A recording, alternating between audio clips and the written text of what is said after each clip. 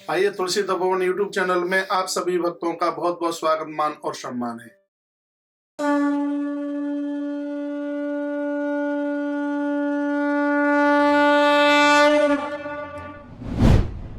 आप भी तो मुझे सुन पा रहे हैं। आपने अपने 20 नाखूनों से कमा के सब राजपाट तैयार किया है। आप कमाने की योग्यता सिखाओ बच्चों को। पैसा पूसा देकर उन्हें निठुल्ला मत बनाओ। आज संपत्ति देने में होड़ लगी है, संस्कार देने में होड़ नहीं है। बिल्कुल 9 बज जाते हैं, 10 बज जाते हैं। डंडा उठाओ, इनको मारो पीठ में जोर से। 9 बजे कोई जगने का समय होता है? लेकिन आप तो इतने डरपोक हैं, उनके सामने आप बोल नहीं सकते हैं। बिल्कुल लगता ही नहीं हम माता पिता हैं आप उनके। आप भयभीत हैं, आप इतने डरते हैं आप, और इतना आपने मूड पर सिर पर चढ़ा रखा है। ना बेटी आपकी बात मानती, ना बेटा आपकी बात मानता। कैसे माता पिता है आप? हमें तो गलती करने पर लाठियां पड़ती थी पीठ में। आज भी हमें ध्यान है, खूब ठोकाई पिटाई होती। और गलती करेंगे तो पटा तो बजना ही चाहिए ना। चलो, लेकिन ये बाप नहीं मारेगा, वो बहुत ज्यादा मारता है।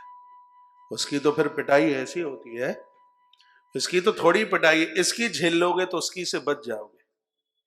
इन्हें संस्कार दो, इन्हें पास बैठाओ, इन्हें कुछ समझाओ। ये भूत प्रेत जैसा जीवन जी रहे, क्या है ये? जीवन को सुगंधित बनाइए, आनंदोत्मक। ये कोरोना आया था सिखाने के लिए, 3-4 महीना सीखा था, फिर वहीं आ गए। हाँ, ये करवट ली है प्रकृति ने। न मानोगे तो भैया बम फूट जाएगा। ध्यान रखिएगा इस बात के लिए। बदलो अपने आप को, अच्छे विचारक बनो, लोगों का आदर करना सीखो, किसी की पीड़ा समझो। सिर्फ जीवन अपना पेट भरने के लिए नहीं है। पहले एक व्यक्ति कमाता था, घर में 50 खाते थे। आज पति पत्नी दोनों कमाते हैं, और तो भी उनको देखो पूर्ति नहीं होती है, बचता नहीं है। काई को इतने खर्चे बढ़ा रखे? पेट के खर्चे कम है, लीपा पोती के ज्यादा है? इतना खर्चा है। एक कपड़ा 2 दिन पहन लिया है, फिर वो पसंद नहीं आता। क्यों ऐसा हो रहा है? इच्छाओं को कम कीजिए, आवश्यकताओं की पूर्ति कीजिए। मुझे बहुत सज्जन मिलते हैं, कहते महाराज बड़ा परेशान हूं, मैं आ जाऊं? मैंने कहा काय के लिए? मैं दुखित हूं। अरे बता तो सही भाई, घरवाली का खर्चा बहुत ज्यादा है और मुझसे पूर्ति नहीं होती। मैंने कहा टेसू विवाह किया तब भी पूछा था तुमने हमें? है? उस समय तो जोधपुरी मोहर लगा के गया, दूल्हा सो उला तो भुगत। और क्या? उस दिन तो बड़ा खुश हो रहा था। जिस दिन दूल्हा बना उस दिन तो दीदी भी बात करती थी तो मुंह उठा के चलता था, रेगिस्तान के ऊंट की तरह। उस दिन तो बड़ा खुश हो रहा था। अब जैसे फण दबोच के रख दिया है, ये स्थिति हो रही है। समझौता कीजिए एक दूसरे से। घर को, मेरी बात को हंसी में ना निकाल देना।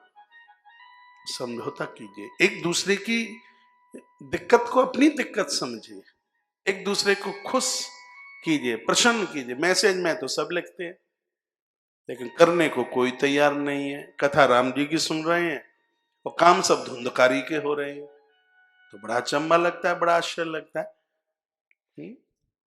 बहुत लोग तो ऐसे सूर्यवंशी बन गए हैं, 8 बजे तो कंबल में से, खिड़की में से ये देखेंगे कि धूप कितनी निकल के आ गई।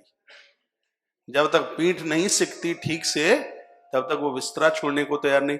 और ये 9-9, 10-10 बजे जो जगते हैं, उसके बाद इनके बिस्तरा देखना, ये लगता है कि ये जैसे कोई मुर्दा मरघट की तरफ जाता है, उसके रजाई कंबल पड़े रह जाते हैं, वो वैसे लगते हैं बिस्तर। कभी भी आप अनुभव करके देख लीजिएगा, ग्रंथ में स्पष्ट है, जो सूर्य निकलने के तत्पश्चात दोहरे दोह पर जगते हैं, वो लोग जिंदे जी मरे मुर्दे की तरह है। ये हॉस्पिटल इन्हीं के लिए बना दिए गए, इन्हीं की रीढ़ में हड्डी में दर्द, इन्हीं के घुटने बुटने सब इन्हीं के। अभी तो देखो 10 साल बाद और क्या होगा।